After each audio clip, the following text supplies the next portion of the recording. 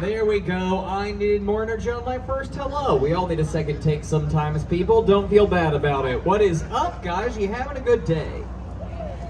Having a great day myself. You know why? Because I just started doing my favorite thing in my favorite place. My favorite place?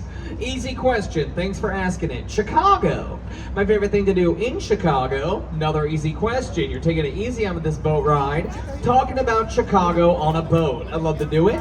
And I'm so excited to be doing it for these next 90 minutes. And I am going to be talking for a majority of those 90 minutes. About 80 of the 90 I'll be talking. Even if you go down to the bar, even if you go to the bathrooms, I will be there. Not physically, verbally. That is my terrible way of saying if you do need to go downstairs, do not worry about missing the narration. We have speakers down there. Now, the reason I love talking about this city so much, reason number one, this city is one of the architectural capitals of the world. Reason I say that, reason number one, look around us right now. Now it's cloudy, but you picked a beautiful day to take a tour of Chicago, but I'm biased. I say rain or shine, gloom or doom, even during January, or some days during that month, it's medically inadvisable to go outside. I think every day is a beautiful day in this city, thanks to all of our lovely architecture. Now, I can keep going on and on about how I think we have all these great buildings all day long, but I have not pointed one out yet, though, so let's begin. Now, most of the stuff that I'll talk about today, it's going to be on the right-hand side of the boat. But if I ever veer over to the left, don't worry, I will describe the building. I may say the name of the building. I'm also going to be using an ancient tour guide method of indication. You may have seen this one before. I'm going to be pointing at the building. You will know what I'm talking about. But the first building we're talking about today is the one that we are docked at. This is the Wrigley Building. Now, design for the Wrigley Building was started in 1919 by Graham Anderson, Probst and White. The building was finished in 1921. Now, the architectural style on the building is called French Beaux-Arts. A French Beaux art style building is always going to have three things on it. It'll have an ornately decorated bottom, a stack of plain flooring, and then an ornately decorated top. That is the French Beaux-Arts architectural style. Now, the Wrigley Building, of course, was originally built for the Wrigley Chewing Gum Company. I have a fun fact and then a question for you guys about Wrigley Chewing Gum. The fun fact, they did not originally sell gum. Does anybody know what Wrigley originally sold? If you do, yell it out. Any guesses too? I hear baseball cards a lot, I hear rubber products a lot, and tobacco products, but it was soap and baking soda, and other chemical dry goods like that, like laundry detergent. But those products were not selling well at all for Wrigley, so as a promotion, they started adding 2 samples of gum they manufactured to the pack of soap. People liked the taste of the gum sample so much, they started buying the entire pack of soap for the sample of gum, then throwing all the soap away, so Wrigley rebranded into a chewing gum company. This is the first skyscraper, built north of Michigan Avenue in Chicago, and it was the first building in Chicago to get air conditioning and electricity at the time of the building's original construction. Now, I just said it was the first skyscraper built north of Michigan Avenue, so this is Michigan Avenue, this street behind us. That leads to another question. Does anybody know where the first skyscraper, the first building in the world that was considered a skyscraper, what city was that built in? Big hint, easy answer. Chicago. Thank goodness I didn't hear one New York City. That happens all the time. Literally on the last tour, at least 4 people said it. What tour are you on right now if you said New York City? It is the Chicago Architecture Tour, first skyscraper in Chicago. It was built in the 1870s. It was called the Home Insurance Building, and it stood at a whopping, get ready for this, don't freak out, 10 stories tall. That's compared to our tallest building now, the Willis/Sears Tower, which stands at 110 stories. We've grown up quite a lot since, and we'll see the Willis Tower on the south branch of the river today. Now, I just mentioned our tallest building. Now let's talk about our second tallest building. The reason? It's right there. This is the second tallest building in Chicago. It is the Trump International Hotel and Tower, designed by Adrian Smith in 2009. Adrian Smith, let's talk about him. He is a world-famous Chicago local architect. He is world-famous not for designing this building. He is more world-famous for designing a building that is not in the U.S. The building I'm talking about is in Dubai. It's called the Burj Khalifa. Raise hands who here has heard of the Burj Khalifa. Of course, that is the world's tallest building. Now let's put the height of the Burj Khalifa into perspective. Look to the top of Trump Tower. Add another Trump Tower on top of that. That is how tall the Burj Khalifa is. This building is 1,388 feet tall. Burj Khalifa is 2,717 feet tall. That's not stopping Adrian Smith. He is working in another building in the Middle East in Jeddah called the Kingdom Tower. Once that is completed, it's going to be the equivalent to 2.5 Trump Towers. Adrian Smith is often considered the world's tallest architect, even though he's about 5'7". Now, this building's also a good example of something called contextualism in architecture. Contextualism is in architecture whenever you design a building within the context of the building's surroundings. So, referencing the surroundings of the building. What the Trump Tower is referencing, I'm so sorry to phrase it this way, is the surrounding buildings. Each setback on the Trump Tower, where you see the gray bits, is at the same height as a surrounding building. So the first setback, where you see the Trump name, that's the same height as the Wrigley building, the first building I talked about. The second setback towards the middle, same height as the Mather Tower on the left-hand side. That tall, skinny white tower there ahead of us, that's the Mather Tower. That's on the same height as the second setback. And then also a little fun fact about the Mather Tower. It was built in 1928. When that building was first completed, it was the tallest building in the world. For 2 weeks, then they got usurped. Now, the third setback towards the top, it's at the same height as the next building I'll get into detail on. As we keep moving forward, you're going to start to see the corner of a black box building start to poke out from behind the Trump Tower. Now, this black box building is at the same height as the third setback. It's also an architectural landmark. It's the American Medical Association building, but it was originally built for IBM in 1969, and the corner of it's about to come into view right behind the Trump Tower. Now, the reason I call it an architectural landmark, coming into view right now, there it is this is the last office building designed by the architect Ludwig Mies van der Rohe. Ludwig Mies van der Rohe came up into architecture around the mid-1900s, and as he was becoming an architect, all the architects around him were cladding their buildings in a lot of fancy carved stone and ornamentation. All that stuff was beautiful, but it cost money, took time, and technically it was unnecessary to the actual function of the building. Ludwig Mies van der Rohe revolutionized the whole world of architecture with one phrase: less is more. He got rid of all the unnecessary stuff, focused on the function of the building, not just the outside of it, putting his work into perspective. Look at this black box building here. Not much to say about the building physically, right? But before Ludwig Mies van der Rohe, no building in the world looked like this building. That might be a weird thing to hear, because if you've been to any modern city, every building in the world looks like that building. It's a plain rectangular steel box. That is called the International style of architecture, and it basically sparked the modernist movement of architecture. Now, a huge part of Ludwig Mies van der Rohe's career is he was a professor, and he taught at the Bauhaus School in Germany, as well as the Illinois Institute of Technology, and he taught a lot of architects this whole less is more philosophy. I am pretty sure one of his students disagreed with the whole less is more thing, because that guy's name was Bertrand Goldberg, and he designed the next two buildings on the right. The Corn Cobs, as they are better well known in Chicago for obvious reasons. The actual name of the buildings is Marina City Towers. Built in 1963 by Bertrand Goldberg in an effort to attract middle-class workers downtown to live, because folks, back in the day, nobody wanted to live in downtown Chicago. Most people just worked down here. So Bertrand designed those two buildings like a city inside of a city. On the inside, there was a roller rink, a grocery store, a doctor's office, a movie theater, a bowling alley, any accommodation you could need or want to live downtown.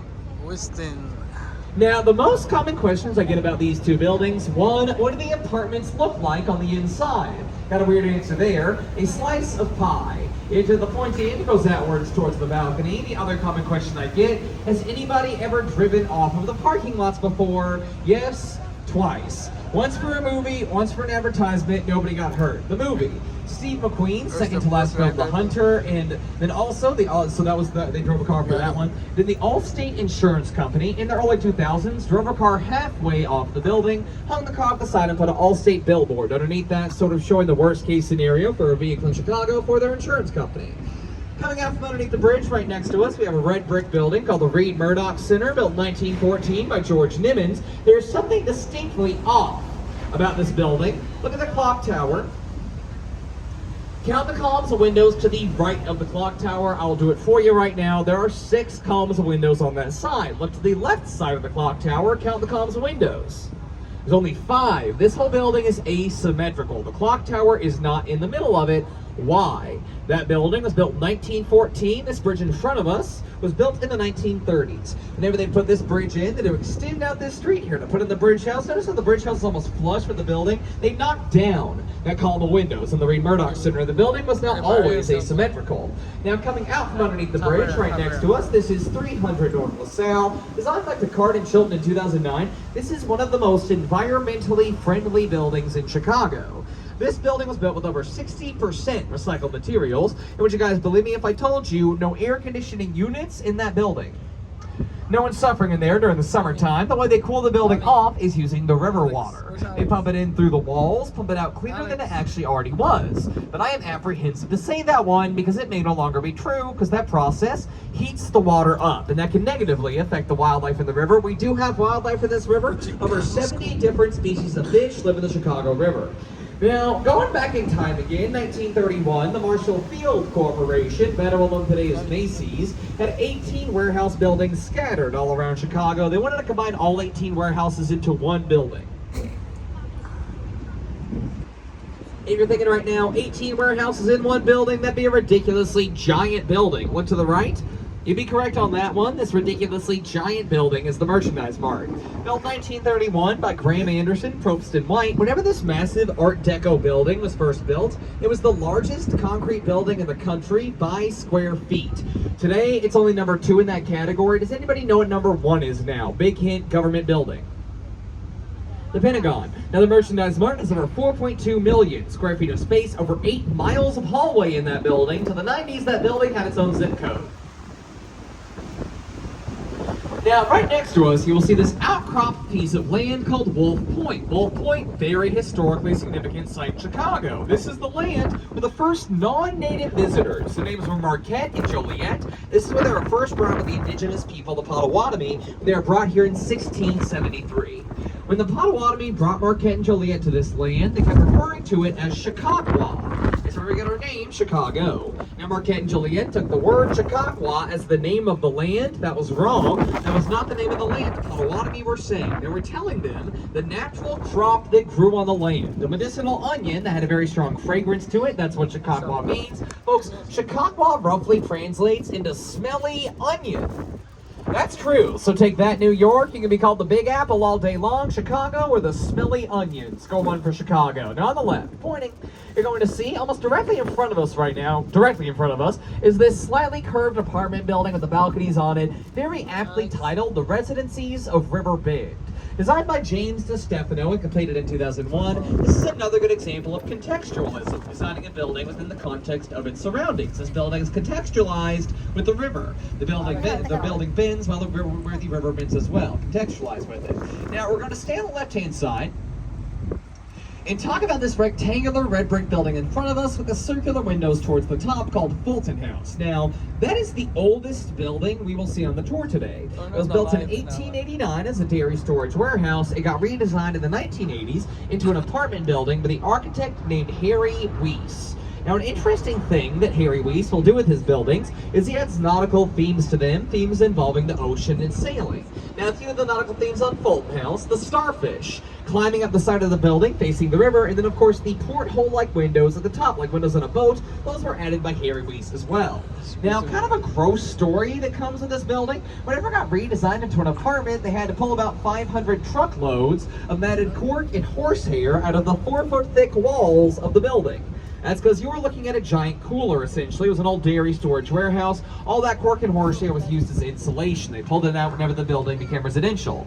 Harry Weiss, nautical themes architect, has another building on the tour, and it's the next one on the left. This shorter, triangular-shaped building is called the Chicago River Cottages, made to look like sailboats racing in the water. See how that one's pushed forward, that we passed? That one's winning.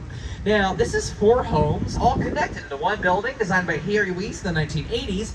Each resident, whenever they moved in, they paid about $180,000 each for their cottage. That was in the 1980s. All 4 residents stayed there till about 3 years ago. One moved out, put their cottage up for sale, sold within 1 day for $3.6 million. So property value on the river in Chicago has changed quite a bit since the 80s. Another good example of this, the right. This long building here is called the East Bank Club. It's a luxury athletic facility, or how I like to put that. This is where the jet set go to sweat. It's a super fancy gym. Now, the reason I say this gym is so fancy, a few notable people have gone here. The Obama family and Oprah Winfrey have held memberships to this place. But why is it considered a good example of why property value has changed on the river in Chicago? It's because this side of the building has windows on it. When this building was first built in the 70s, there were no windows on this side of the building because it's facing the river. Back in the day when you built on the river in Chicago, you didn't want to have to look at this river. It was disgusting, it was polluted, it was filthy. So they'd seal the wall that faced the river completely off from view. So common to do in Chicago, they gave it a name. Like it was a method of architecture. They called it back to the river. As you can see, tune has changed. It is covered in windows on this side now, and it's actually illegal to build on the Riverwalk in downtown Chicago and not have the Riverwalk that you've built be public. Now, I've been adding this quick tidbit into the tour. I did not add it in like one day, and 10 people came up to me and asked if anybody here is dying to know where the Dave Matthews bus incident happened. Right behind us, the Kinsey Street Bridge is where that story happened. If you don't know the story, I'm so sorry. I am not going to tell it to you. It's a horrible story about a tour boat. The only thing that I will add out of context, not our company, right next to us.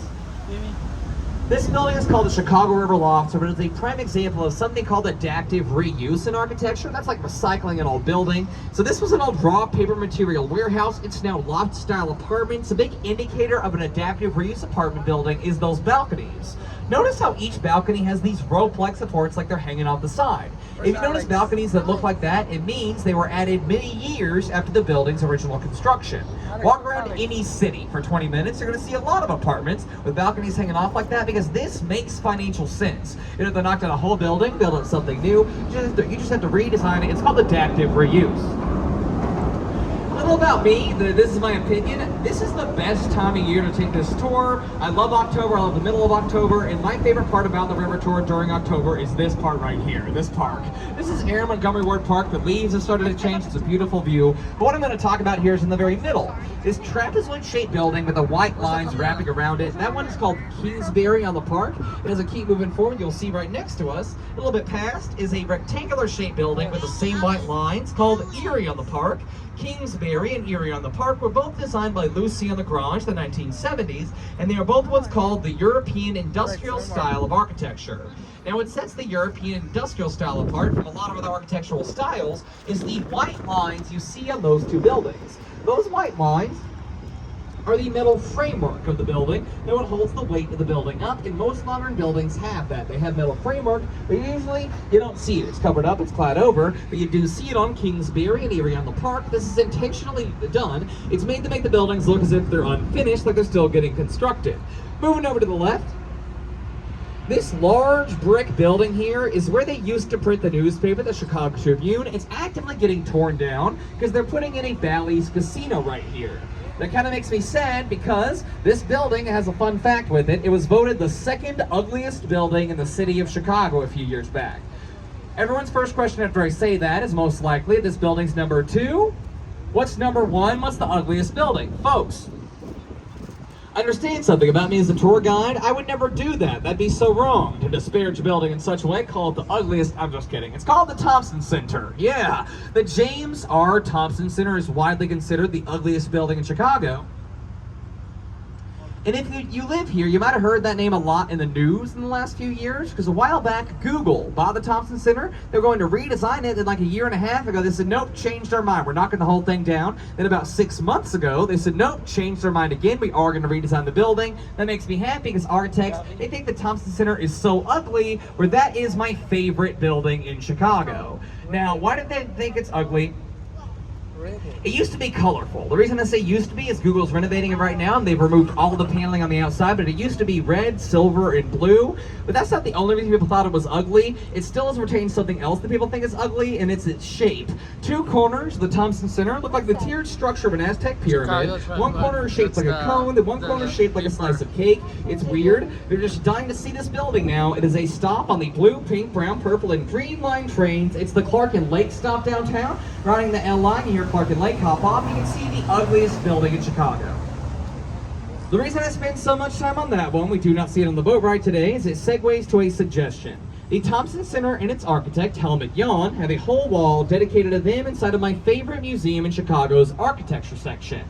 Now, unfortunately, this place I'm talking about is closed on Tuesdays and Wednesdays, so if you're just here for these couple of days, can't go. But if you do one more thing in Chicago, my recommendation would be go to the Art Institute of Chicago. That is one of the best art museums in the country. It is one of the best in the world. Whenever I say the two words art museum, if your first thought is, I don't like art museums, if you've never been to the Met in New York City or the Louvre in Paris, go to the Art Institute. It's going to change your mind about art museums. They have stuff by Vincent van Gogh, Pablo Picasso, Salvador Dali, Frida Kahlo, Georgia O'Keeffe, Claude Monet. A lot of very famous people have their work on display there. Specific paintings you don't want to miss. Sunflowers by Vincent van Gogh is on display there. American Gothic, the Pitchfork painting, you probably picture that one, that's on display there. Nighthawks, the Diner at Nighttime by Hopper is on display there. Then a very famous, large, pointillist painting called Sunday on the Grand by George Seurat is there. That's the one that causes the weird existential crisis in Ferris Bueller's Best Friend Cameron. He stares at the painting stares back, that song plays, that's the Art Institute.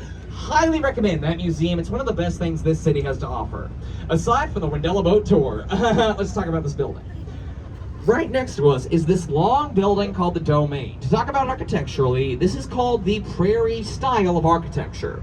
Now, what sets the Prairie style apart from a lot of other architectural styles is oftentimes, whenever you're designing a large building in a city, you're going to focus on how tall that building is on the outside of the design by accentuating the vertical lines. It draws your eyes up, making the building appear taller. With the Prairie style, it is the exact opposite of that. You're trying to replicate the long, flat prairie of the Midwest, so you accentuate the horizontal lines. It draws your eyes forward instead of up, making the building appear flatter and longer. He did not design this building, but the architect that is best well known for popularizing the Prairie style, super famous guy by the name of Frank Lloyd Wright.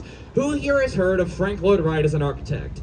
If you grew up in the U.S., you don't know anything at all about architecture, but you do know the name of one architect. It's probably Frank Lloyd Wright. The reason I say that, before I started this job, knew diddly squat about architecture, but I did know Frank Lloyd Wright was an architect. Now, if you want to see some Frank Lloyd Wright designed work, I highly recommend you check out a suburb of Chicago where he lived called Oak Park, Illinois. Now, that's a suburb of Chicago. It's a separate thing. The reason I specify that, many Chicagoans told me to specify it is a separate thing. That is the only reason. But it's so close by, it's stop on the Green Line train.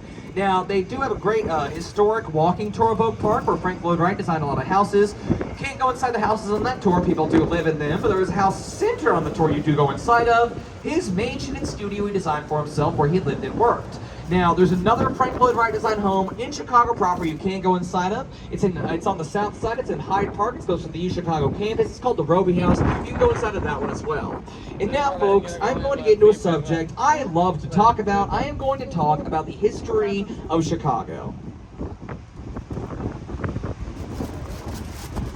Now, to start with the history of Chicago, I'm going to start in the year 1673 with two guys I have mentioned by the name of Jacques Marquette and Louis Joliet. Jacques Marquette was a Jesuit priest, and Louis Joliet was a cartographer and an outdoorsman, and they were two Frenchmen that were tasked by France to find a trade route from Canada through the Mississippi River to the Pacific Ocean.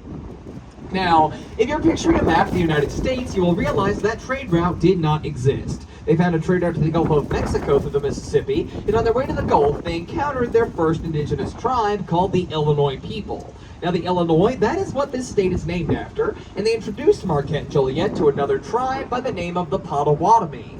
Let's talk about the Potawatomi for a second, because that's whose land we are on right now. The Potawatomi were a part of something called the Council of the Three Flames. That was three tribes, the Ojibwa, the Ottawa, and the Potawatomi people, and they were like a centralized government among the indigenous people in the northern Midwest. They controlled the power, and the Potawatomi name translates into Keepers of the Flame, or Keepers of the Power. Now, speaking of translating Potawatomi, right now I'm going to teach you guys two words in their language. I'm going to teach you guys hello and thank you in Potawatomi. The way I do this, I'm going to say the word, I'm going to hold up the mic, and I have y'all say the word. We'll do it twice. Hello in Potawatomi is bourgeois. Bourgeois. Bourgeois. That's B-O-R-Z-J-O. Now, does anybody want to guess where they think they got bourgeois from for hello? Bonjour, French traders. Bonjour, bourgeois. Another theory is that bourgeois comes from their stories, a Potawatomi trickster by the name of bourgeois. Now, the next word I'm teaching you is the word for thank you. Thank you in Potawatomi is miigwek. Miigwek. Miigwek. That's Migwetch. And now you know 2 words in Potawatomi. Hello, Bourgeois. Thank you, Miigwek. I did teach you a 3rd one. Does anybody remember what it was? It was a while ago. Smell the onion, Chicago. Now, the Potawatomi told Marquette and Joliet about a shortcut back to Canada through what they call the Ocean of the Illinois. You might be able to guess what that is. Lake Michigan. Now, of course, Marquette and Joliet were not trying to settle anywhere. They logged their findings. They left. That was in 1673.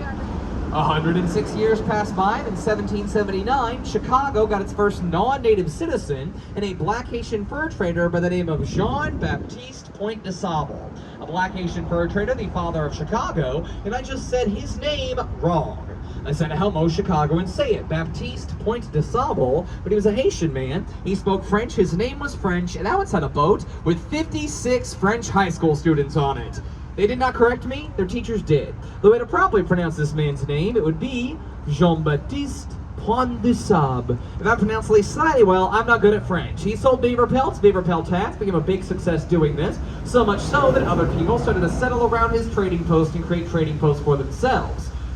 All that growth in population and trade caught the attention of the American government, and whenever Jean-Baptiste decided to leave his land, he sold that plot of land to the United States, married a Potawatomi princess named Kitty Hawa, and then left. On the plot of land that he sold to the U.S., they built a military fort there called Fort Dearborn in 1803. Fort Dearborn, built in 1803, is considered the first major event of Chicago's history. There are 4 major events of our history. It's the 4 F's. It is the fort, the fire, the fair and the fair, the fort, the fire, the fair and the fair, the fort, the fire, the fair and the fair. Don't know if you heard me. It's the fort, the fire, the fair, and the fair. If you guys remember one thing that I say today, guess what it's going to be? Y'all are all over it. It's the fort, the fire, the fair, and the fair. Fort Dearborn, that was the first one, built in 1803, slow-moving population-wise till 1817. That's when the Erie Canal got put in, brought a whole lot of trade to the Great Lakes. So much so, by March 4th of 1837, we had a population of 3,000 people, and we're dubbed the City of Chicago, 1837. Population really revs up after that. So much so, by October 8th of 1871, something bad happened. We had a population of 300,000 people. What was that bad thing? Fire, the 2nd F. Now I have another question for you, looking for a 1-word answer here. Who or what started the fire? Cow, O'Leary's cow. Story goes, Catherine O'Leary, a Chicago woman, went downstairs to milk her cow Daisy. Daisy got spooked, knocked over a lantern, burnt half the city of Chicago to the ground. Ready to get your mind blown? Wasn't a cow. If you remember a second thing on the boat ride today, aside from Fort Fire, fair, it's that Daisy the cow is innocent. She was exonerated officially from her crimes in the 90s, the 1990s, and the 1890s. She was long since dead. She was a cow. Now, why do people think a cow started the fire? A newspaper article right after the fire said it was a cow. Fun fact about the newspaper reporter that wrote that article, he was on his deathbed many years later, and he admitted to the people around him he made the story about the O'Leary's cow up. Fabricated the whole thing to sell newspapers. Wild part of the story of the fire, not the craziest part of the real theories as to how this thing started. I'm going to share 3 of them with you. First theory.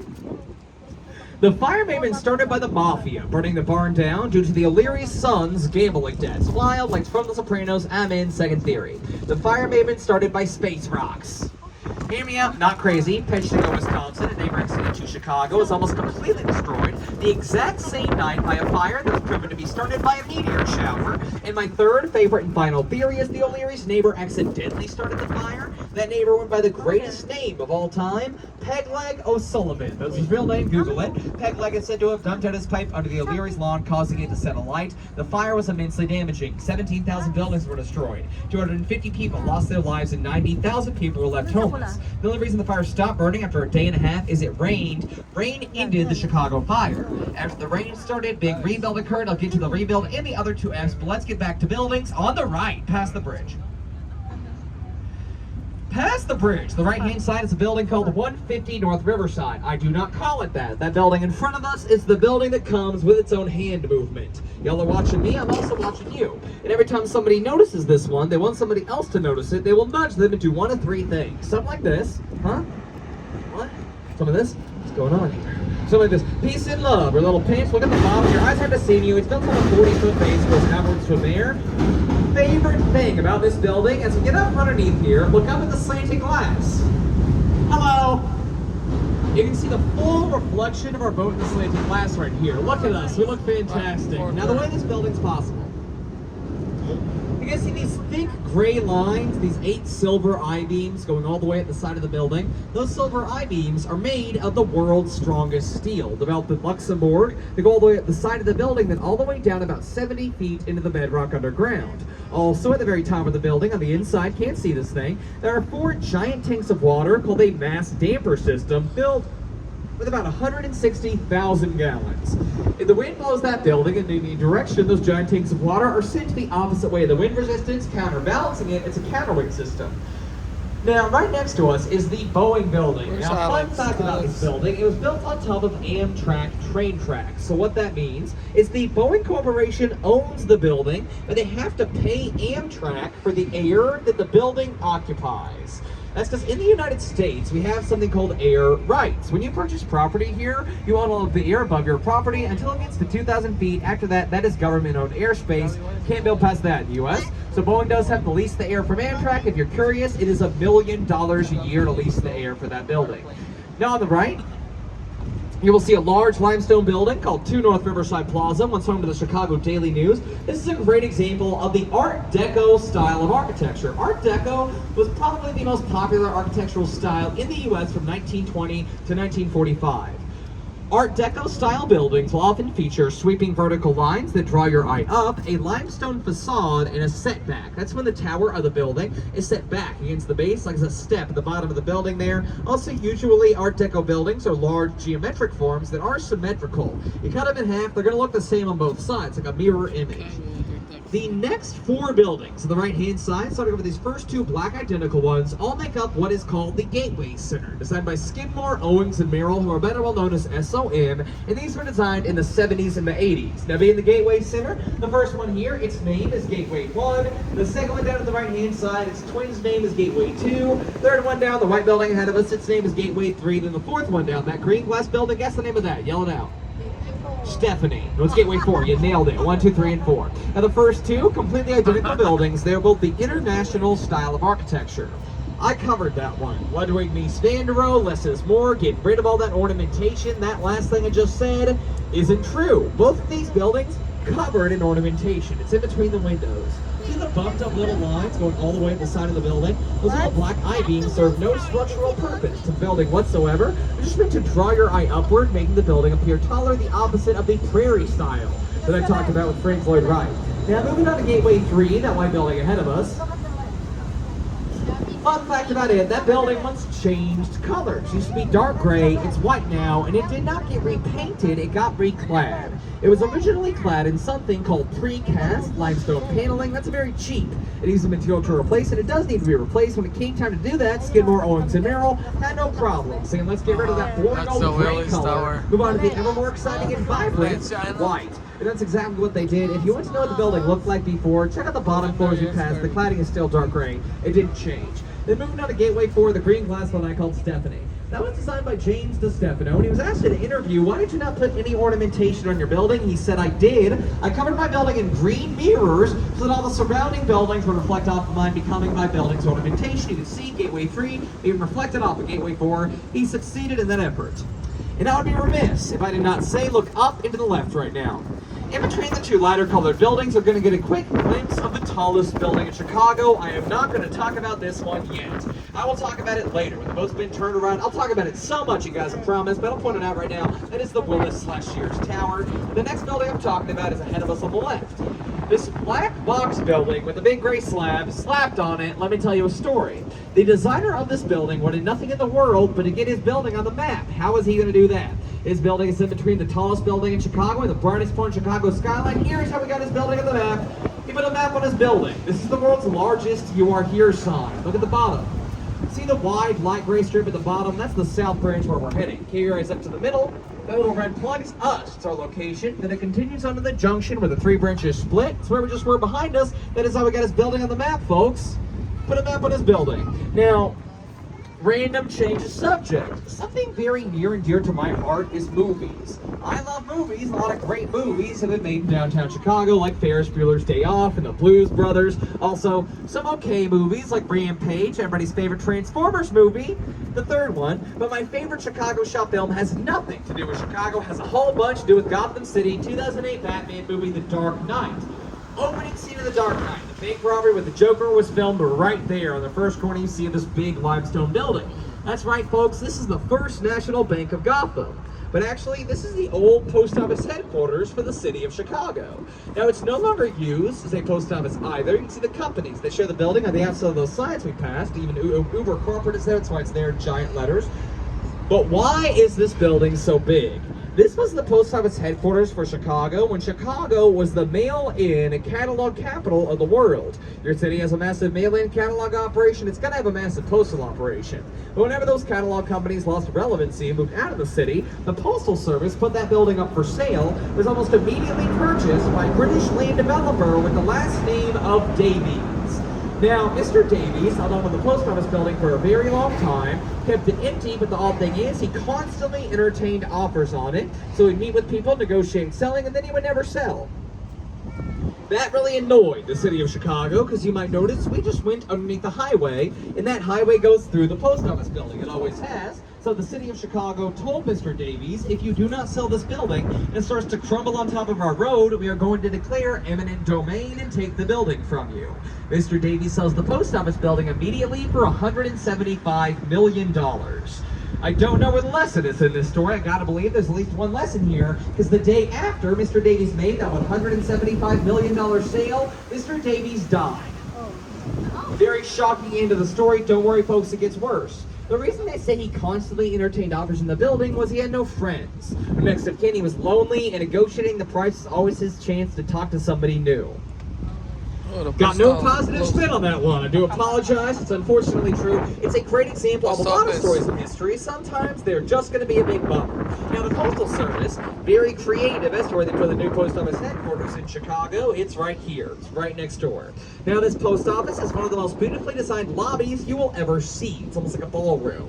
When asked why they made the lobby look so nice, the architect had an answer. He said, post offices in the United States often work on a deficit. They lose money, so I want them to be able to rent that space out for a, quote, weddings and bar mitzvahs. Because if you ever planned your dream wedding, what are the two words just keep popping into your head?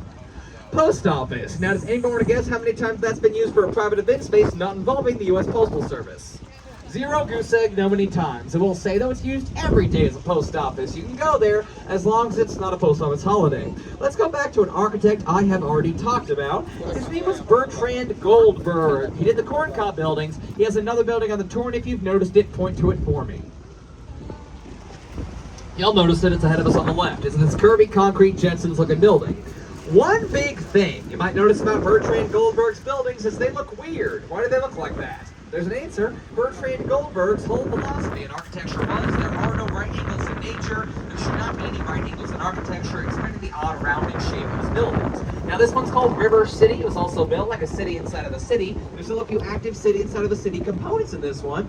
On the opposite side of the rectangular windows we just passed is the indoor park of the building, because nothing says the great outdoors like the great indoors. But the first floor here, you'll see some rugrats. You might see some rugrats running around. I think the blinds are pulled down because it's nap time. That's a still in operation daycare inside the building.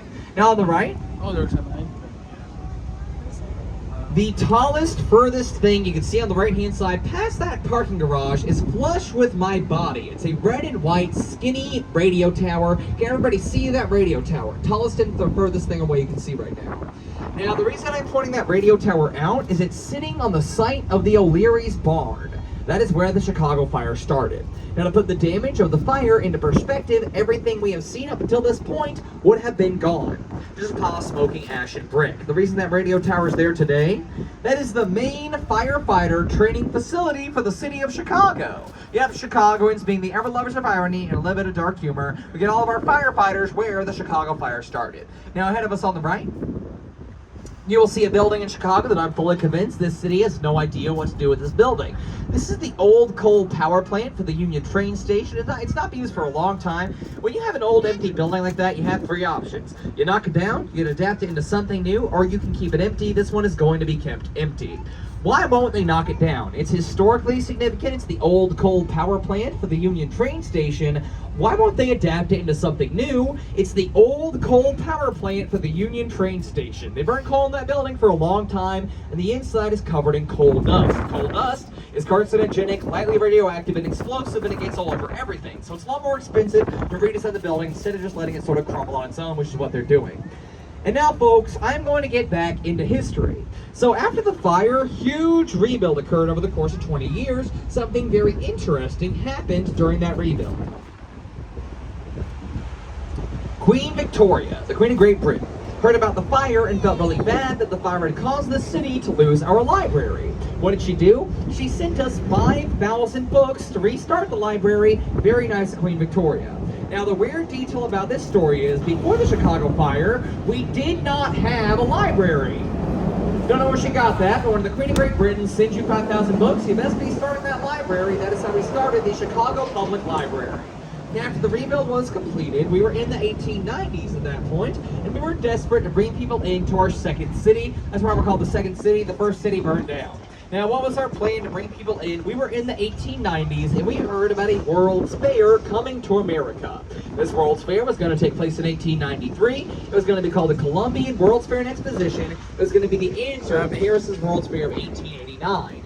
We wanted to host this thing, so did New York, Philadelphia, Boston, all major American cities wanted to. So all of those other cities that were not Chicago sent their best politicians, the cream of the crop, stand-up citizens, good guys all around, to Washington, D.C. as lobbyists to lobby for those cities to get to host the fair. Chicago sent some politicians to Washington, D.C. as well. The reason that separate those guys is because those guys were not stand-up citizens, not good guys all around. Everybody else sent their best politicians to impress Washington. Chicago sent their worst politicians to intimidate Washington into giving us the fair. Intimidate they did. They would pull people into offices. They would corner them in their own bathrooms, just talking to the Ark of Washington about why we deserve to host this thing. What were the Chicago politicians talking about? Mostly just two things: threats and lies. That's what they were talking about. The lies they were saying mostly had to do with the fact that they were confident that we'd be able to afford to host this fair. They were not confident that, which looked like the rebuild of the city. Our city was out of money. Everybody in America already knew this. All the other DC politicians started calling the Chicago ones windbags, blowing hot air all around Washington. The reason I mentioned that, the aggressive tactic worked. We did win the right to host the fair. Yay! But annoyed so many people, the New York Reporter put in his story after we won the fair, I cannot believe they gave the World's Fair to those windy windbags from that windy city blowing nothing but hot air. Fun fact about that article, first use of the nickname the Windy City, and as the wind whips up around us, it is a pleasure to tell you we are the 50th windiest town in the United States. Wichita, Kansas is number one if you're curious. We do not get the nickname the Windy City from wind velocity. We get it from corrupt politicians blowing hot air in the 1890s. Score 2 for Chicago. Now, we did win the right to host it. Excellent, wonderful. But we were expecting a lot of people at this World's Fair originally. We were expecting 22 million people over those 8 months. We ended up getting 27 million, and that's a lot, especially considering the fact the U.S. population at that time, 60 million. So nearly half of the U.S. was coming to our city, but a very smart guy in charge, an architect by the name of Daniel Burnham. Daniel Burnham said, I'm going to fit all these people in my city. I'm going to build a city inside of my city. And that's what he did on the south side in Jackson Park. Now, Jackson Park, that did not exist yet either. That had been designed as well, and Daniel Burnham relegated that work to a very famous park designer by the name of Frederick Olmsted. Now, I say he is very famous because he designed what I consider the most famous park, well, y'all probably consider the most famous park, Central Park in New York City, Frederick Olmsted. Also, this is random, but it's got a personal connection. Is anybody here from the Louisville, Kentucky area? Kind of. I'm from the southern Indiana, right close to the river. Sellersburg. Oh, shoot, yeah! Neighbors! That's why I don't sound like I'm a Chicagoan. You might be the only one that cares about this. Frederick Olmsted designed all the park systems in Louisville, Kentucky. Cherokee Park and all that stuff. If you're from Boston, and a big hand, a lot of Boston parks as well. Montreal, he had a lot of parks. Now, he designed Jackson Park, and in Jackson Park, Daniel Burnham built the White City. It was called the White City because every building was painted white. She was paint color at the time. Another big task Daniel Burnham had ahead of him is how am I going to light the White City? I will not use candles for an obvious reason. Lucky for him, an inventor had invented a nifty new thing called the light bulb that made its major debut at that World's Fair. Question for you guys, what was the last name of that inventor? Thomas Edison is incorrect. It's a trick question. That's because Edison, we use his light bulb because General Electric used his bulb. They brought it into the mainstream. General Electric put in a bid to light the fair, and they lost that bid to Westinghouse. Westinghouse used Nikola Tesla's design for a bulb. Tesla lit the World's Fair of 1893, not Edison. Now, the only invention that made its debut, the world's first moving walkway, what you see in airports. That made its debut. Yoga made its introduction to the United States that year. My favorite thing to talk about, though, is the food. Juicy fruit gum, fried ice cream, Vienna sausages, the first all-beef hot dog, Cracker Jacks, peanut butter, and the world's first brownie. All made its debut at that World's Fair. Pabst Blue Ribbon beer won its titular blue ribbon at that fair. Fun fact about that blue ribbon, participation prize.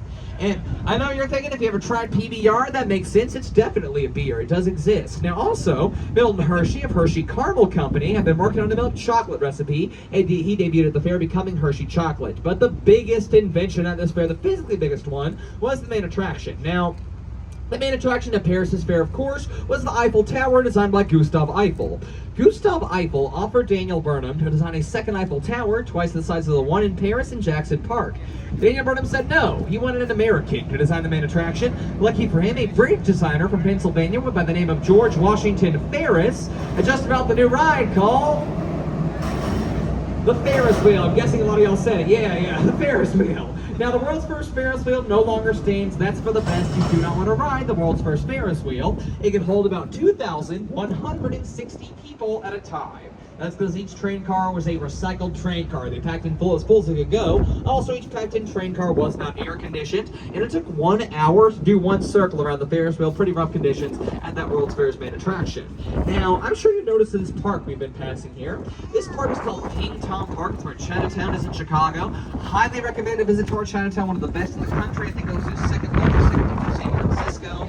Excellent, great food, great shopping. But the park itself is called King Tom Park. King Tom was a Chinese civic leader that was active here during the 70s and 80s who lobbied for years for a park to be built in Chinatown, and he did not get to see it done. In 1995, King Tom was on his deathbed, and he said, "My final wish is for a park to be completed in Chinatown." He got his wish posthumously in 1999 after he passed away and the park was completed. He is paid tribute to inside of King Tom Park. There's a statue of a man's head right beside that pagoda. That is a bust of King Tom. He's not the only one paid tribute to, though. If you were to walk around King Tom Park, you'll see a lot of references to trains and railroads. That's a tribute to the Chinese immigrants that essentially built the entire western part of the North American rail system. Now, I have talked about the fort, I have talked about the fire, I have talked about the fair. One more thing I have to talk about. Does anybody know what it is? So many people said fair. You're listening. Awesome. Nice. There was another World's Fair. Now, this World's Fair happened in 1933. It was called the Century of Progress World's Fair, and it happened during the Great Depression. One big thing about that World's Fair happening during the Depression is that's the only World's Fair that was crowd-funded. People sent in money to pay for it. Government couldn't pay for it. Also, the big message of this fair basically was, if we as a country are going to get out of the financial hardship that we are in, we have to focus on science. That's where the answer lies. Two very popular to this day exhibits that were built for this World's Fair that happened to do with science were the Shed Aquarium and the Adler Planetarium. Were both built in anticipation in 1930. Adler was the first planetarium opened in the United States. Also, the General Motors Company set up a live assembly line and could watch people build cars and motors live. Another thing you could watch live, this one's a little bit weird, was premature babies being incubated in incubation chambers, being cared for by doctors and nurses, showing off that new technology of premature infant incubation. Now, the World's Fair of 1933 did not take place in the White City. That no longer stood. But if that bums you out right now, you're like, man, I just got to see one building in that White City. There is one building left of the White City. It is the Museum of Science and Industry in Jackson Park. MSI, Great Science Museum, is the last remaining building of the White City. But the World's Fair of 1933 took place in the Rainbow City. Every building had a different color and a more modern design, and it took place close to downtown. I mentioned Adler. If you've been downtown on the lakefront, you may have noticed a brown dome that juts out into the lake. That is the planetarium, and right next to that planetarium, there's an area of land called Northerly Island. Northerly Island used to be home to Meigs Field. That was an airport that got torn up in the middle of the night in 2003 by the order of the young Mayor Daley. But before it was Meigs Field, the airport, it was the 1933 Fairgrounds, the Rainbow City. It was a lot more spread out, that World's Fair. They had to add to the L line. That became a more complete transit system for the city. Speaking of transit, the third rail made its debut at that fair, the thing that powers most electric train systems in major American cities. My least favorite thing that made its debut, I'll share with you guys, was Kraft Foods Miracle Whip.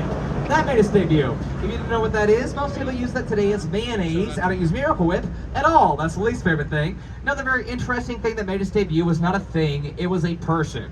Judy Garland made her first solo concert singing debut at that World's Fair. If you don't know who she is, 6 years after that World's Fair in 1939, she was Dorothy in The Wizard of Oz. One of the most iconic movie stars of all time made her concert debut at that fair, and that was the fort, the fire, the fair, and the fair. And now, folks, I'm going to pause my narration for about 5 minutes. As we're heading back down the south branch of the river during this time, feel free, meander about the boat, visit the bar downstairs. Also during this time, I am not on break. If anybody has any questions, you know, what's that building? What's your favorite color? What's the meaning of life? If it's any of those, the building is the Willis Tower. My favorite color is purple. Meaning of life is 42. If you have any other ones, I'll be right here. Feel free to come up and ask. I'll get back on the mic as we get closer to the downtown area. Thank you guys. Enjoy the cruise portion of your tour. There's still more. Go down.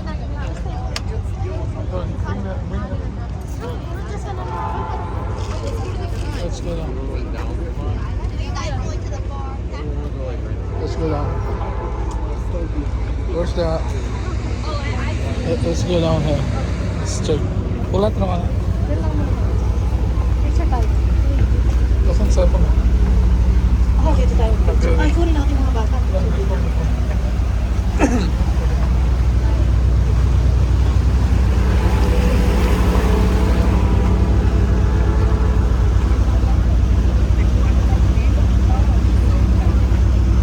Selfie.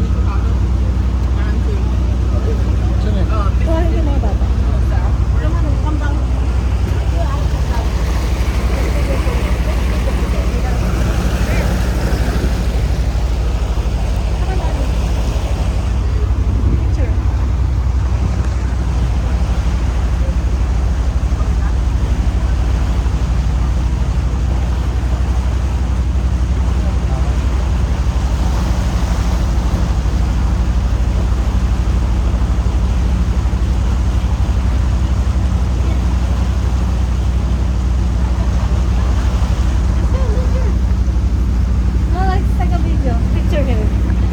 Let's ask them to.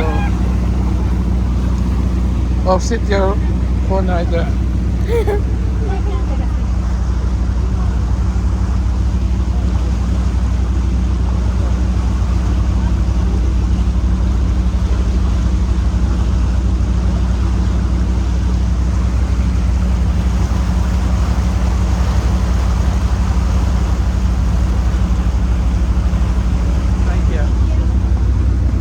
Let's go over here. Let's turn around here, Gabby.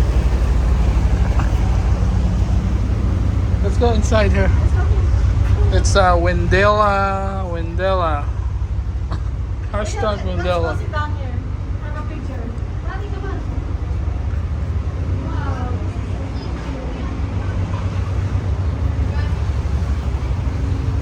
Wow. Oh, there's a bar inside.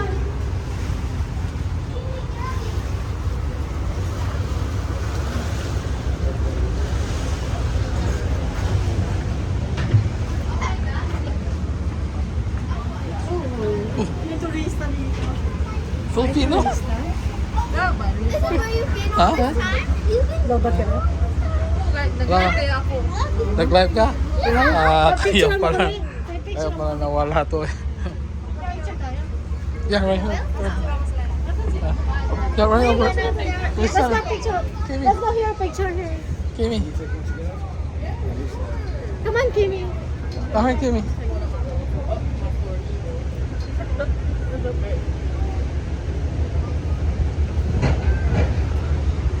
Pa-picture kami. Mamaya na mamaya pagtapos ito. Kaya pala nawala. Mayroon palang taguan dito. Kanina pa siya nakita. Kaya nga, sabi ko, nawala. Bago pa umano. Umabante. Picture tayo. Ang nakaganito, nanonood tayong ganito. Isang nanonood. Alex, look.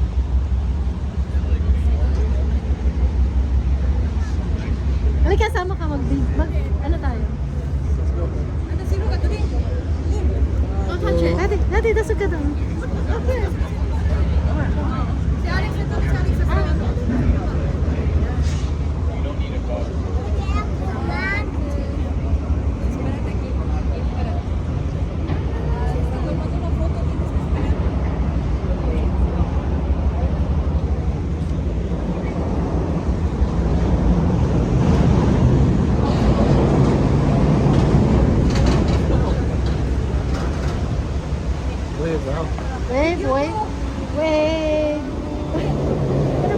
Let's go, let's go, let's go, let's go.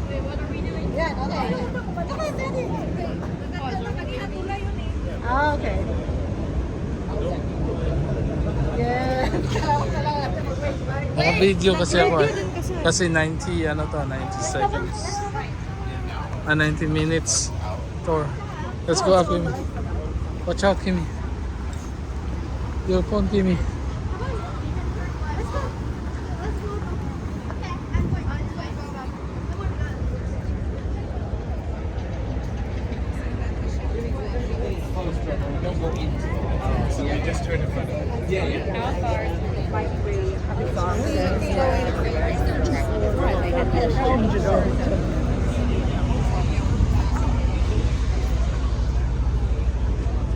Oops, Kimi.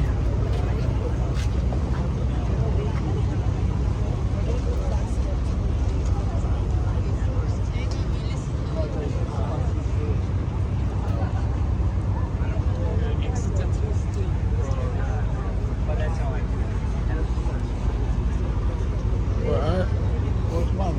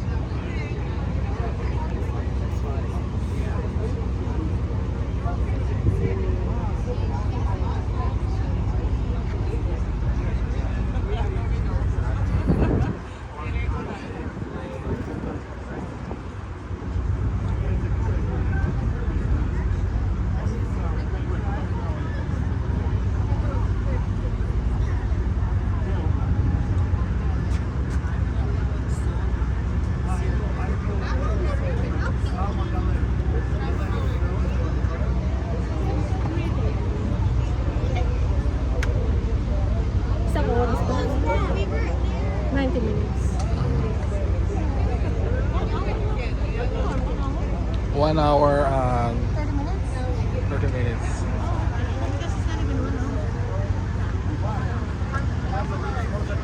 There's a yacht.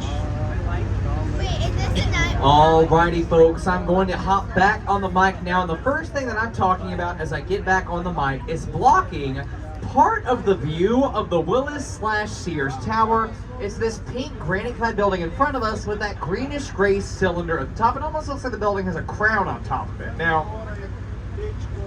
that building is called 311 South Wacker, and if you have ever been on one of these Chicago architecture tours, your tour guide might have said these two very specific things about this building. One of those things is that 311 South Wacker is the queen to the Willis Tower's king in terms of buildings in Chicago, and I get that. They look like two chess pieces, and the Willis Tower is the king of buildings, being the tallest one. But what tour guides like to say is the architect intended that. So they saw that the Willis Tower sort of had a dark, blocked-off masculine presence, and they juxtaposed that with the rounded, soft, pink, feminine presence of 311 South Wacker.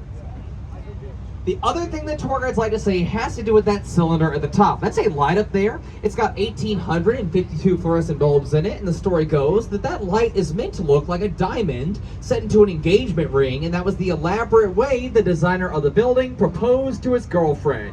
He designed an entire skyscraper for her. Isn't that a beautiful and sweet story? It's also not true. Neither of those two things said about 311 South Wacker actually apply to the building. Don't let a tour guide tell you that. The reason the building looks the way it does, it's more of a basic architectural reason. This is a post-modern version of the Tribune Tower. Now, I have not talked about the Tribune Tower yet. I know you've seen it, though. The Tribune Tower was behind the boat before we left the boat dock. It looked like a Gothic cathedral at the top. We'll pass that one later. I will talk about it, but this is a post-modern version of that building. Postmodernism all the way from the 80s and 90s. This is built in 1988. It was like mixing the old with the new in architectural styles. Now the old in this case, it is shaped like the Tribune Tower, but it's clad in modern materials like colored granite, steel, and glass, the most popular cladding materials for that day and age. Give me your phone. And now, folks, I have to address the elephant in the room, don't I? The very tall black building, but the two white radio antennas, and since it's the tallest one, I gotta introduce it like a giant professional wrestler. So if y'all don't mind, Stand up, Gabby. Alex, stand up. standing at 1,000 456 feet. Okay. Designed in 1973 by Bruce Graham and Fosler Kahn. 110 stories, 16,100 windows. It's the WILLIS Tower. Say it with me, everyone. It's the Sears Tower. There it is. Now, I've rounded up a lot of info. I am going to do it again. This is the Willis Tower, built 1973 by Bruce Graham and Fosler Kahn. It's 1,456 feet tall, and until 1996, it was the tallest building in the world. Now, Fosler Kahn is considered the Einstein of modern architectural engineering. He developed the way the building was constructed, called a bundled tube construction style. What that means, the Willis Tower is not one structure. It is 9 75-foot tubes or boxes all fused together into one. What that does for the building is it makes it strong enough at its base to sway in the wind. Now, the Willis Tower does sway in the wind 18 inches in either direction on a windy day, a whole foot and a half. Now, I can't prove this, but it takes some work on y'all's end. I have to go to the top floor of the Willis Tower. It is called Willis. I have to go to the top floor on a windy day, go into the bathroom of that top floor, and look down into all the toilets. What you'll find is water sloshing around back and forth as the building sways. Now, as we continue past it, at the very top, you're going to see its 2 white radio antennae. Now, I have a question for you guys about these 2 white radio antennae. It's a yes or no question. Even if you don't know the right answer, yell one out. It doesn't matter if you're right or wrong. Do the 2 white radio antennae contribute to the height of that building, yes or no? Yes. No, but if you said yes, I don't blame you. It depends on what you have on top of your building. The radio antenna. They serve a specific mechanical function to them. They do something up there, so they do not count towards the height because they do not count towards part of the structure. They're a separate tool standing on top of the structure. But if you have a spire on your building, a decorative stick, that doesn't do anything. It's just stand at the top, look pretty. That does count towards the height. Good example of a spire is on top of the Trump International Hotel and Tower. Now, the 2 radio antennae on top of Willis a few years back as a publicity stunt, they had the 2 radio antennae get married. Yeah, nice little ceremony for the radio antenna. Now, the wedding for the radio antenna was fine, but the reception was incredible. Get it, radio antenna, reception? You know, it's a good joke when you feel the need to explain it. Last thing I will say about the Willis Tower is, why is it called Willis? Easy answer there, money. Whenever Sears and Roebuck moved out, the Willis Insurance brokerage firm swooped in, offered $1 billion for 3 floors of the building and the naming rights. They won the naming rights to that $1 billion bid. It is why we call it the Willis Tower now. Fun fact about the Willis Insurance brokerage firm, they were one of the brokerage firms that brokered the insurance for the Titanic. Yes, let that sink in. Another terrible pun. That one in bad taste on a boat. You're welcome. Now, the puns are bad, guys. I feel bad about saying them. That last one was in bad taste, but I'm pretty sure my heart will go on. Another one. Somebody stop him. I'll stop myself. Comment Rule 3's next building. As we get up underneath the bridge, right next to us, is the Chicago Mercantile Exchange Center building. Now, this is where they used to trade something called agricultural futures. That's like trading stock, but mass amounts of agricultural goods. Little fun fact about this one. Notice how each corner of these tall towers have these serrated edges to them. Like each tower has several corners. That was to create the most amount of corner offices possible for a building. There are 16 corner offices for every floor of that building. Now, ahead of us on the right, you will see a limestone-clad building that is an often favorite on the tour. This is the Civic Opera building, but it goes by a very popular colloquial name, Insull's Throne, because it was paid for in 1929 by a millionaire named Samuel Insull, and the building is shaped like a giant chair. As you get up underneath the bridge, look to the top. It's got a backrest. Towards the back, the 2 armrests are on the side. Every armrest here is where your feet would hang down. Take this story with a giant grain of salt, because it is probably not true. It is said that Samuel Insull paid for this building to get built for his opera singing mistress, who had gone to New York to make it big as an opera singer. And every time this woman would sing to the New York opera houses, they'd hear her singing voice. They'll all respond the same way: no thanks, go to Chicago. So she did, furious, and they built her this massive theater with the back of the theater facing the east, towards New York. As an insult to New York and the New York theaters. Lesson in karma time, folks. Do not try to make fun of an entire city with a building. 3 months after that building got built in 1929, stock market crashed. Samuel Insull lost everything he had. He was later found in the Paris subway a few months later with 39 cents in his pocket. No more opera singing mistress. Now the building is home to the Lyric Opera and over 3,500-seat theater. Right next to us here is the Bank of America building, second newest high-rise building built on the river in downtown Chicago by Getch and Partners in 2021.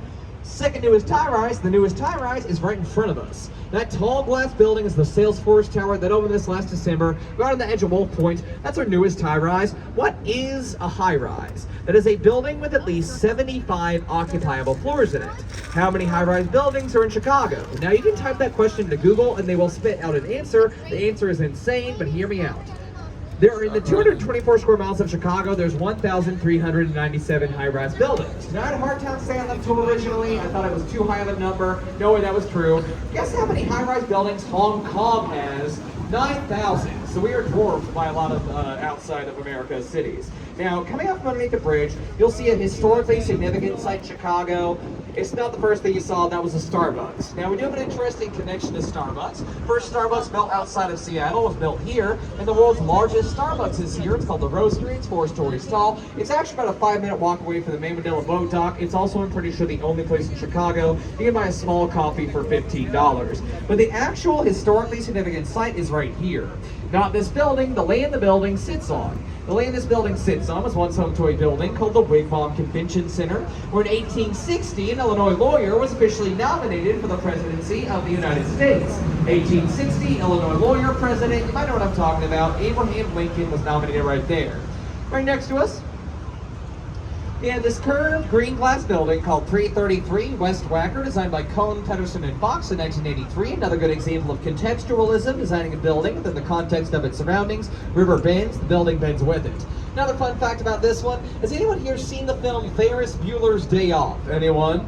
Anyone? A lot of people. There's a scene in that movie where he's dancing in the parade and his dad looks down from his office building onto the parade route below. That is his dad's office building. That is where his dad works. Now, if you're looking at the street below right now, you might be thinking to yourself, Zach, nuh-uh, Ferris was not dancing on that street in the film. I've seen that movie a million times. It's my favorite movie. I've seen that scene a million times, and you're lying to us. He was not dancing on that street. Well, the first thing I would say in that specific situation is calm down. Second thing I would say is you're right. He wasn't dancing on that street in the film. He was dancing about 6 blocks away on Dearborn. It's the power of movie magic and editing. Wonderful thing. They made it look like they were close by.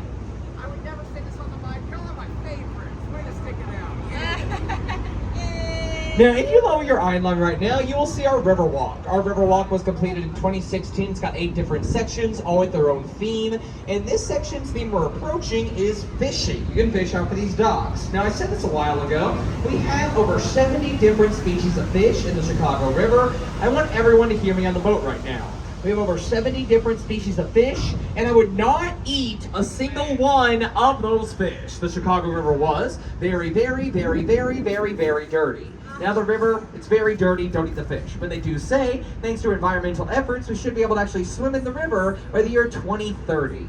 Less than 10 years, I'm gonna give it a few more decades. Maybe by the 2060s, they'll dip a toe or something, I don't know. Now, keeping on theme with the river, how deep is this river? On average, it is 22 feet. Also keeping on theme, let's talk about these bridges that we keep going underneath. Now, these bridges, they have a special name. They're called bascules. Trunnion bridges. Bascule means seesaw in French, and they open up in the middle like this. They open up every Wednesday and Saturday during the spring and fall to allow folks to come into the lake for the summertime or come into the river docks for the wintertime. Now, if you're thinking right now, are they going to be opening up tomorrow? Yep, they're going to be opening up on Wednesday morning. Now, I know after I say all that, everyone is thinking the same thing. Zach, that's all well and good, but please, tell us, please, what is the color of the paint that the city of Chicago paints the bridges? Calm down, people, I'll tell you. It's called Bordeaux. I know nobody asked that question. That's my favorite fact to say on this story. Don't know why. It's named after the French town. The French wine is named after Maggie Daly, the old Mayor Daly's wife. She picked it out. Now, we have 38 of these bascule trunnion bridges in Chicago. That's the second most moving bridges of any city in the world. We're second to Amsterdam. Now, ahead of us on the right, The first building you see past the bridge on the right-hand side is a white granite-clad building called 77 West Wacker, designed by Ricardo Bofill in 1992. The architectural style of this one is one I've touched on, called postmodernism. That is that mixing the old with the new. Now, the old in this case is Greek and Roman influences. As we get out from underneath the bridge, look at the bottom of this building. In the center at the bottom above the door, there's an arch. That's a piece of Roman architecture. Then above the two side windows at the bottom, there are these pointed structures coming into view right now. Those are Greek, they're called pediments. You can hear your eyes up, steel and glass, that's the modern side. And the very top looks like the Parthenon in Greece, right? That is postmodernism for you, and just an example of how beautiful a building can really be in Chicago. And right next to it, we have 55 West Wacker, which is an example of brutalism in Chicago. Brutalism is an interesting style, because with that style, you're not necessarily trying to make your building look good, you're trying to send a message with brutalism. Now, the commonly held belief on brutalism is that the buildings are meant to look ugly or intimidating. That is only sometimes the case. Brutalism started in Russia in the 40s and 50s, and there, it was really just meant to send a message. Then in the 60s and 70s, the US adopted brutalism for restricted government buildings, buildings you were not allowed inside of, so a lot of people assume the word brutalism comes from the English word brutal. That kind of makes sense, but it doesn't. It comes from the French word brute, which means raw concrete. Most brutalist style buildings, they're made of raw concrete. Right next to us here, we have a dark gray building with the silver things in the windows. Those silver things are called mullions. They are meant to reflect sunlight into the building. The building's name is the Leo Burnett Building. It's home to the Leo Burnett Advertising Agency. You may have never heard of Leo Burnett. I know you've heard of some of their characters, though. Leo Burnett has brought us such characters as Snap, Crackle, and Pop, Tony the Tiger, Charlie the Star-Kissed Tuna, the Pillsbury Doughboy, the Marlboro Man, the Jolly Green Giant, Ronald McDonald, name a few of them. They even wrote the Meow Mix theme song. You know the one. Meow, meow, meow, meow. I'm not doing the whole thing, don't worry. Now, we do them to blame for that. Leo Burnett Advertising. On the right, you're going to see a big sign on a brick building. It says Morton's the Steakhouse. Look past Morton's the Steakhouse. You see a green terracotta-clad tower, and at the very top in real 24-karat gold leaf is the clock tower of the Carbide Carbon Building. That's real gold up there. Now, this was designed by the Burnham brothers in 1929, and it looks that way for a very specific reason. In 1929, the U.S. was in the middle of the Prohibition, the outlawing of alcohol. Chicagoans, including the Burnham brothers, were not too keen on that prohibition, so as a protest, they made their building look like a giant bottle of champagne. Now, right next to us, we're going to see a tall, skinny white tower called the Mather Tower. That building was first built in 1928. I think I already said this. Whenever it was first built, it was the tallest building in the world for 2 weeks. But also, the top 3 floors of the Mather Tower, a few years back, they began to crack and degrade. Instead of fixing them on site, though, they detached them, flew them to a new location, fixed them there, then flew them back in using a helicopter, and attached them to the very top of the building. Now, right next to us, we have an older limestone building called the London Guarantee and Accident Building, designed by Alfred Alschuler in 1922. It's the same architectural style that I talked about first on Wrigley. French Beaux-Arts with the 3 things: ornate bottom, stack and plain floors, ornate top. Talking about that ornate top, at the very top of the building, there is a structure up there that looks like a little temple. Now, that is called a tempietto, and guess what that means in Italian? Little temple. And if you have a sweetheart you want to get engaged to, you can go up there for $3,500. That's how much it costs to do that. But they give you a lot for that, give you a nice little kneeling place, they pop a fancy bottle of champagne, and that's it. That's all they do. Main part of advice, if you do decide to go up there to propose, make sure that person you're asking is going to say yes. Maybe say goodbye first to the elevator, I don't know. So we get over to the left. As we get out from underneath the bridge, right next to us on the left-hand side is a building I said I would talk about. This is the more classic version of 311 South Wacker. It is the Tribune Tower, which is the result of a 1922 contest hosted by the Tribune newspaper. The contest was to design the world's most beautiful office building.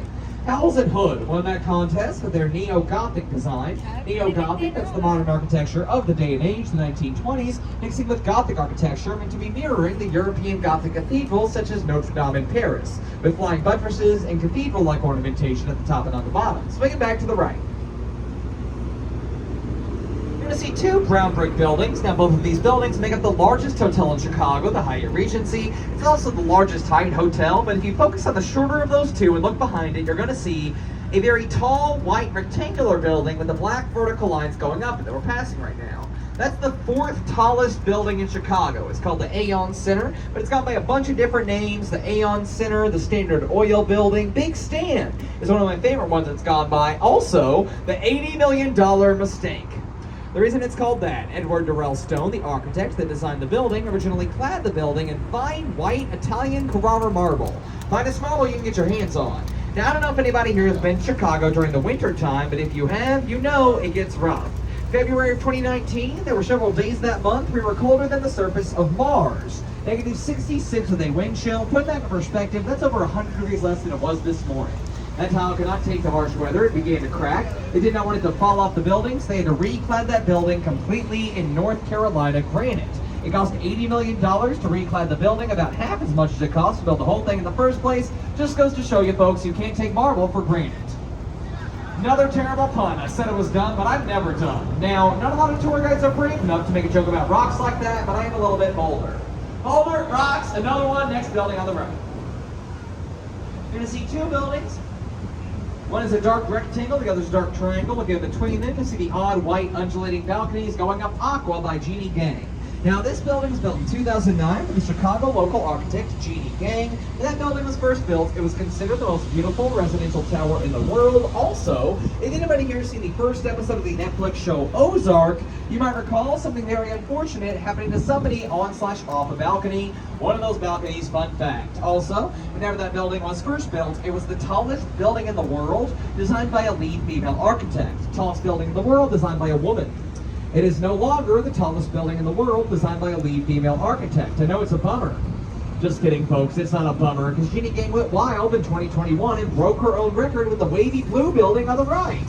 Yeah, that's also my Jeannie Gang. It's called the St. Regis. It's 1,198 feet tall. It's the third tallest building in Chicago now, and now it's the tallest building in the world, designed by a lead female architect. It's a luxury apartment and hotel, so folks, get excited if you're looking for a penthouse apartment to rent in Chicago. The top floor penthouse is currently for lease. It is a 4-bedroom, 4-bathroom apartment with 6,600 square feet. It's the tallest residence in Chicago, and you can live there for the very, very reasonable price of $37,000 a month. $37,000, 12 times a year. It's a big space. 4 bedrooms, 4 bathrooms. Get a few roommates. Split up that rent.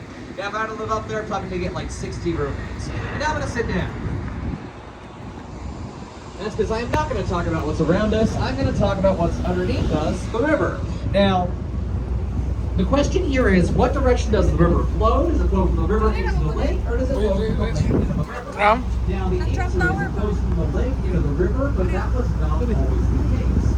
First of all, the Chicago River in the year 1900. I don't know why I said we there. I was not Okay, 1, 2, 3. We did. Back in the mid-1800s, the Chicago River was carried by Naples Brooks. There was a lot of stuff in it. And industrially, chemicals from the factories getting dumped in the river. All that nasty stuff was flowing down into Lake Michigan. Still never gas running on. Still do get hard to keep water. Delicious Lake Michigan.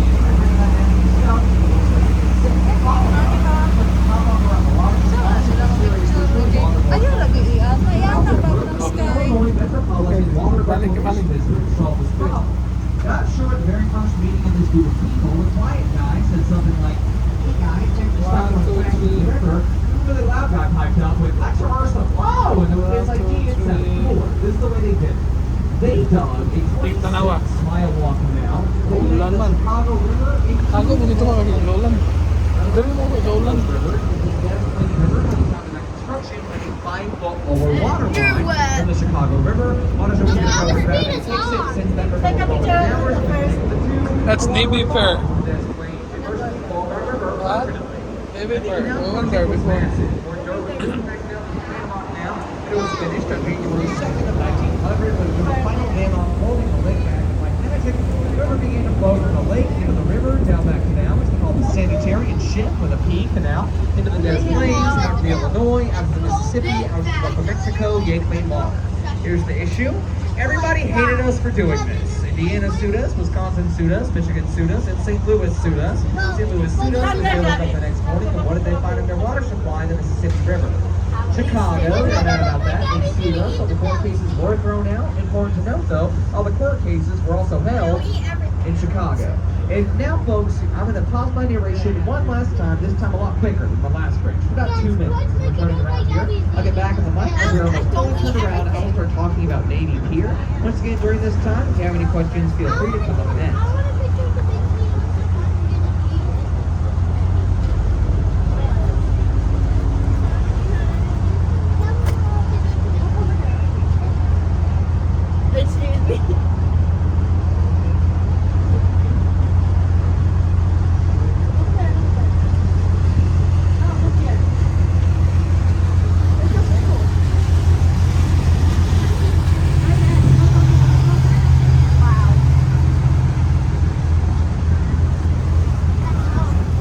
The Navy Fair